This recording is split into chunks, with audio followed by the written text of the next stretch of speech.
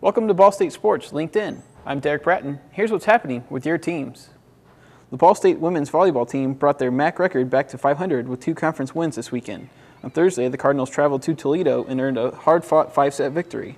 In the victory, Kelsey Brandel and Alicia Green tied for match-high honors with 14 kills.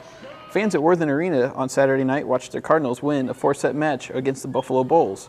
With the win, the Cardinals improved to 10-9 overall and 3-3 in the Mid-American Conference.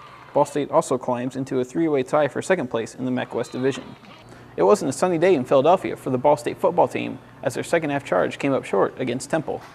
2 early third-quarter touchdowns by the Cardinals erased a 10-point deficit from the first half.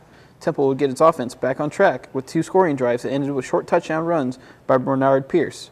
Turnovers by the Ball State offense ended any chance for another rally from the Cardinals as they lost by a final score of 24-19.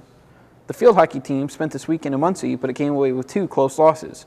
On Saturday, the Ohio Bobcats came away with a hard-earned 3-1 victory. Morgan Cloutier tied the game at 1 before 2 late Bearcat goals sealed the game.